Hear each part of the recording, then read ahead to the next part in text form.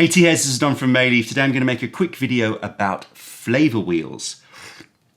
Now I'm not talking about those flavor wheels that you may have seen that guide you to determine tastes. So you may have seen those wheels that have fruity wood flowers, and then you can go out and the fruit gets subdivided into stone fruit or other types of fruit, citrus fruit, and then they get subdivided into like peaches, apricots, etc., so that you can be guided as to describing a tea or a wine or a coffee. You've seen them, they're made for all types of food and drink. And I think that they're interesting, but I don't particularly like them. We did make our own one. I'll put it right here so you can see it. But I think that what I don't like about those kinds of flavor wheels is that they guide you too much. They direct you too much. I think that flavor and tasting notes should come personally from your memory, and the training of trying to work out taste should be something that you learn without that help. And then afterwards, after you've developed your own tasting notes, you can look at those wheels maybe and see if you can sort of flesh it out, or if there was any note that you were trying to get that you couldn't quite get, and then you see it on those charts. So yes, they have some purpose, but I don't like them as a chart that is put in front of people when they first taste a tea. I think you've got to develop your own connection, your own personal connection to a tea, and that's what I like to do when I do my tasting. But that's my personal opinion about those kinds of flavor wheels. What I'm talking about today are the flavor wheels or flavor scopes that you will see around that try to give you a snapshot of what a tea is like. And I've seen lots of these. Obviously, in my time doing tasting, you'll see them with wine, you'll see them with coffee, you'll see them with chocolate. And I've always found them to be a little bit hard to read, or like they almost don't make much sense to me. You know, you look at them and you go, okay, that's fruity. And you see a little bit more in the fruity zone and you think, okay, fine, you know, that's good. But then you see another one, you can't quite remember how it compares to others. And I don't find that they're that useful. However, we did try to devise them for our website. And if you go to our website, every single tea has got this flavor scope or flavor wheel. But I just wanted to do a video to give you my impression on how you should be using those flavor wheels. Because if you're like me, they might just seem like some almost obsolete graphic on the website. So I intentionally designed the flavor wheel to be something that you could glimpse at and get a feel for the tea as best as we could. And it's not perfect. And I don't think you can make a perfect scope or flavor wheel, because flavor is much more complex than that. But if you look at flavor wheels, and what I've done here is I've done an average of every tea type in terms of the flavor wheel. So you can sort of see the average flavor wheel for tea types across our website. The first thing to note is that the top half of the flavor wheel, so we're talking mineral, green, vegetal, and floral, I associate with bright, high aromas. So you'll often hear me talk about bright, high aromatics when I am doing tea tastings, or high EQ teas that are very up front, very high in the nose, very rising, very bright. And so I've put mineral, floral, and green as those high aromas. Now, as I said, it's not perfect, because I know that there are some greens that are heavy and more vegetal, but overall, this is the best that I could do. And then mid-range, you've got creams and fruits, and then the basier notes are going to be the woodsier, nuttier notes and the spices. Now, again, I know it's not perfect. There are some spices that are very bright and high, but overall, I associate those spices with like the sort of black peppers and cinnamons. It's sweet, but more dense and more bassy. So that's one way of looking at the flavor wheel.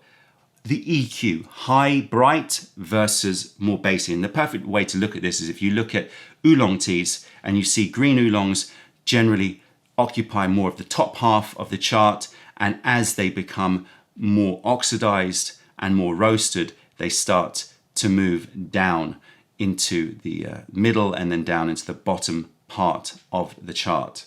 Now moving on, if you look on the left, you'll see it's got the creams, the minerals, the roasts, the nuttiness. I tend to associate that more with something that I taste on my tongue. Again, not perfect. I know everything in terms of flavor is a combination of aroma and taste, but generally I associate it with it being more tongue-based. Whereas as you move to the right, you're going to see that it's more floral, fruits, spices. I associate that more with aromatics. So if you are seeing a shift more on the left, think of that as being more taste-based, more to the right, a very aroma-heavy tea. Next up, you're looking at the size of the area that's being occupied by the color. And what this represents is it's not strength, because a lot of people go, oh, well, that one's only got a little bit of color in it. It must be a very weak tea. What we're talking about here is elegance versus robustness. Now, every tea that we select at Mayleaf, we want it to have a particular character. And sometimes the character of a tea needs to be light. It needs to be elegant. It needs to be understated. Because if it wasn't, then it wouldn't be that tea. You can think of, for example, Anji Baicha, Jade Arrow. If I had a Jade Arrow that tasted very, very strong in the cup, I wouldn't enjoy it. It needs to have this elegance about it. So it's this difference between elegance and robustness. That is what we're looking at when we're talking about the amount of the color that's occupying the chart or the flavor wheel. If you look, you'll see that yellow teas tend to be smaller, white teas and green teas a little bit bigger, and then oolong teas, black teas and pu'er teas tend to be larger. But every tea is different, and that's the beautiful thing. You might compare different pu'er teas and see that one has a smaller area that's covered. That doesn't mean it's a weaker tea. It just means it's a more elegant tea in terms of its character. So that's what you can look for in terms of area. Another thing to look for is how balanced the area is that's colored in. If it seems to occupy every flavor note relatively equally, then it's going to be a very balanced experience.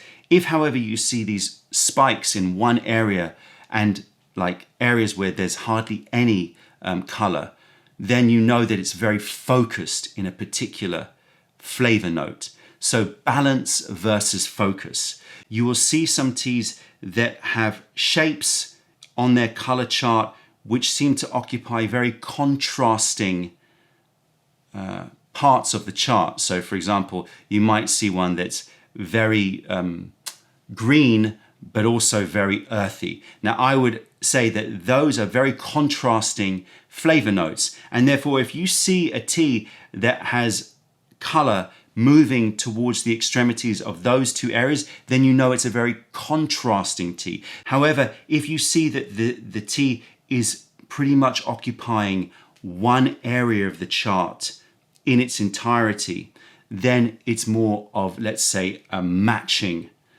tea. So you've got matching teas, or let's say more, cohesive in one area of flavor teas versus teas that have contrast and have this sort of interplay of very differing flavor notes. So I hope that this helps you to navigate your way through looking at these flavor charts on our website, because they've been designed in this way, and I've never actually, spoken about it. So that's why I wanted to make a video. These charts are not designed for you to analyze in great detail. They are not perfect by any stretch of the imagination, because it's impossible to really, express the complexity of flavor in a chart. But I want them to give you a very instant snapshot of this idea. High to low, mouth to nose, elegant to strong, balanced versus focused, and matching versus contrasting. And as you start to look at teas, taste teas, and look at the flavor notes, maybe you can start to make your own ones. It really is a great way for you to get a quick glimpse of the character and the style of the tea. I hope that helps. Go check it out and see what you think. That's it, tea heads. Check out other videos. Taste our teas wherever you are in the world by browsing mayleaf.com, and come visit us if you're ever in London. Other than that, thank you for being part of the revelation of true tea. Stay away from those tea bags, keep drinking the good stuff, and spread the word, because nobody deserves bad tea. Bye.